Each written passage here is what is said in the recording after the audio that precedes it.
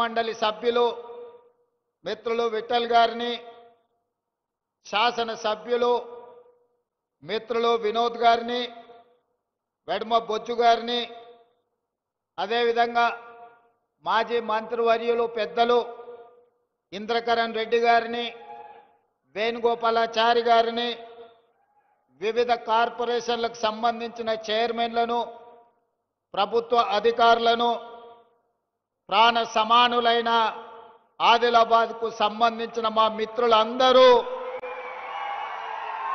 వేలాది మంది తరలి వచ్చి ఈ విజయోత్సవ సభను విజయవంతం చేసినందుకు మనస్ఫూర్తిగా ధన్యవాదాలు, కృతజ్ఞతలు తెలియజేస్తున్నా. మిత్రులారా, నేను చాలా సందర్భాలలో చెప్పిన ఎన్నికలు వచ్చినప్పుడే రాజకీయాలు, ఎన్నికలు ముగిసిన వెంబడే అభివృద్ధి కార్యక్రమాలను అమలు చేయడము, సంక్షేమ పథకాలను పేదలకు అందించడమే మా లక్ష్యమని. సంక్షేమాన్ని, అభివృద్ధిని రెండు కళ్ళలాగా భావించి 4 కోట్ల తెలంగాణ ప్రజల యొక్క అభ్యున్నతి కోసమే మా ప్రభుత్వం అహర్నిశలు కృషి చేస్తుంది, నిరంతరం పనిచేస్తుంది. గత 2 సంవత్సరాలలో ఈడ చాలామంది చదువుకున్న యువకులు ఉన్నారు, పాత్రికేయ మిత్రులు ఉన్నారు. ఈ 2 సంవత్సరాలల్లా ఏ ఒక్క రోజైనా, ఒక్క గంటైనా ఎప్పుడన్నా నేను సెలవు తీసుకున్నానా మీరు ఒక్కసారి ఆలోచన చెయ్యండి. చిన్న వయసులో అనుభవం తక్కువ వివిధ హోదాలలో జిల్లా పరిషత్ మెంబర్గా, శాసన మండలి సభ్యుడిగా, శాసన సభ్యుడిగా, పార్లమెంట్ సభ్యుడిగా, పార్టీ అధ్యక్షుడిగా చిన్న వయసులోనే దేవుడు అన్ని అవకాశాలు ఇచ్చిండు. ఏ అవకాశం వచ్చినా దేవుడిచ్చిన గొప్ప అవకాశం ఈ తెలంగాణ ప్రజల కోసం పని చెయ్యాలి, వాళ్ళ చేత గౌరవం మర్యాద పొందాలి అన్న ఆలోచనతోటి నిరంతరం నేను శ్రమ చేస్తూనే ఉన్నా. కొన్నిసార్లు మనం కష్టపడ్డ ఫలితం రాదు, కొన్నిసార్లు మన శ్రమ కొంతైనా దేవుడి సంకల్పం ఉంటే అద్భుతమైన విజయాలు సాధిస్తాం.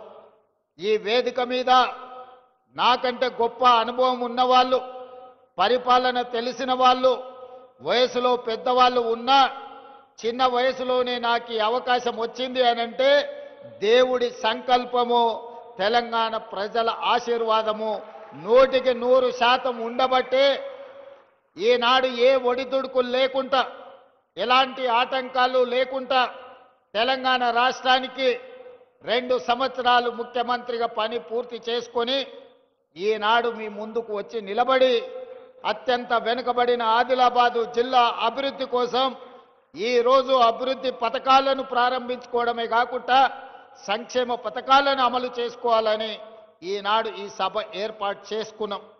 అందుకే రాజకీయాలకు అతీతంగా మిత్రుడు పాయల శంకర్, గోడెం నగేష్ గారు భారతీయ జనతా పార్టీ అయి ఉండొచ్చు. వాళ్ళను తెలంగాణ ప్రజలు మమ్మల్ని అందరినీ ఏ విధంగా ఎన్నుకున్నారో వాళ్ళను కూడా ప్రజలు ఓటేసి గెలిపించిండ్రు. వాళ్ళందరిని కలుపుకొని అభివృద్ధి పదం వైపు నడపాలన్న ఆలోచనతోటి ఈనాడు వేదిక మీద వాళ్ళందరితో కూడా మాట్లాడించి వాళ్ళ ఈ ప్రాంత సమస్యల్ని ఏవైతే నా దృష్టికి తెస్తారో వాటిని పరిష్కరించాలన్న ఆలోచనతోటి ఈనాడు మన ప్రభుత్వం పనిచేస్తుంది. నేను ఒక్కటే మాట అడగదలుచుకున్నా, 4 కోట్ల తెలంగాణ ప్రజల్ని ఆలోచన చేయమని నేను విజ్ఞప్తి చేస్తున్నా. ఆనాడు 10 సంవత్సరాలు ఆ ప్రభుత్వం ఉన్నప్పుడు ఏనాడైనా ప్రతిపక్షాలకు సంబంధించిన ముఖ్యమంత్రి గారి కార్యక్రమాలలో పాల్గొననిచ్చిండ్రా? ఒకవేళ ప్రతిపక్షాలు ఎవరైనా పాల్గొన్నా మాట్లాడడానికి 1 నిమిషమైన అవకాశం ఇచ్చిండ్రా? మీరు ఆలోచన చెయ్యండి. ప్రజాస్వామ్య స్ఫూర్తికి విరుద్ధంగా ఆనాడు పరిపాలన జరిగింది. అలాంటి తప్పిదాలు మళ్ళీ జరగొద్దు. ప్రతిపక్షంలో మేము ఉన్నప్పుడు సచివాలయానికి వెళ్తే వందలాది మంది పోలీసులను పెట్టి తాళ్ళు పెట్టి కట్టేసి మీరు సచివాలయానికి రానే వద్దు, మిమ్మల్ని రానియమని నన్ను, సీతక్క లాంటి వాళ్ళను తీసుకెళ్లి పోలీసులు నిర్బంధించి మా ఇంటి గేటు దగ్గర పడేసిపోయినారు. ఇప్పుడు అలాంటి పరిస్థితులు లేవు. అలాంటి పరిస్థితులు రానివ్వద్దు. నేను నిన్న ఢిల్లీకి వెళ్ళిన, ప్రధానమంత్రిని కలిసిన, కేంద్ర మంత్రులను కలిసిన, మన తల్లి సోనియమ్మ ఆశీర్వాదం తీసుకొని ఇవాళ తెలంగాణ రాష్ట్రంలో సగర్వంగా నిలబడి నాది తెలంగాణ రాష్ట్రం అని గొప్పగా చెప్పుకుంటున్నామంటే ఆ తల్లి సోనియమ్మ ఆశీర్వదించి 60 సంవత్సరాల ఆకాంక్ష అయిన తెలంగాణ రాష్ట్రాన్ని సోనియమ్మ వల్ల మన కల సాకారమైంది. మరి ఇంత పెద్ద కార్యక్రమం పెట్టుకొని తెలంగాణ రైజింగ్ గ్లోబల్ సమ్మిట్ పెట్టుకొని ప్రపంచ దేశాలకు సంబంధించిన 100 దేశాల ప్రతినిధులకు ఈరోజు తెలంగాణ రాష్ట్రం ఆతిథ్యం ఇస్తున్నప్పుడు, ఇంత గొప్ప లక్ష్యాన్ని కార్యక్రమం పెట్టుకున్నప్పుడు ఆ తల్లి ఆశీర్వాదం తీసుకోవాలి కదా.